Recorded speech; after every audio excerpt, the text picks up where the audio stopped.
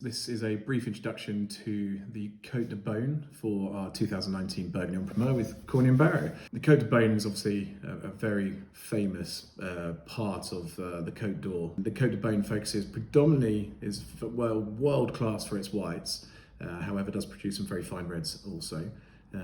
It's a region which is named after the sort of the epicenter, possibly of Burgundy, with the small town of Beaune. With some vineyards that stretch just south of there and further down. So you can just drop a little bit north to Primeur and then come down all the way to sort of Sontenay and Morange. The most famous town names that will probably spring to mind are Chassaing, Montrachet, Poligny and Meursault. They will also come with them a price tag. However, there's some great value outside of that if you want to look at the sort of appellations.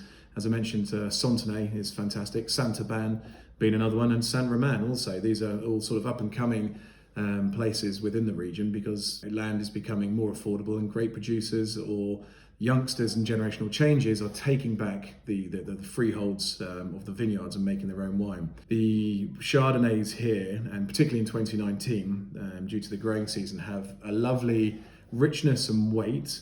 However, there's this bright burst of acidity that crashes through and carries the wines, and depending on where within the Côte de Beaune they are, there's also some stylistic sort of character thrown in. For example, Meursault and Chassaing Montrachet will tend to give you sort of slightly richer, more weighty, very much mineral driven by that sort of limestone that runs through the Côte d'Or.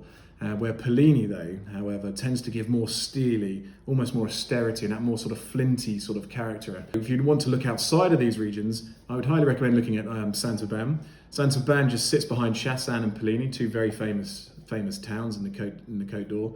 And this will give you almost a verve that you sort of find in Poligny, however, with, again, a sort of a creaminess and a bit more texture.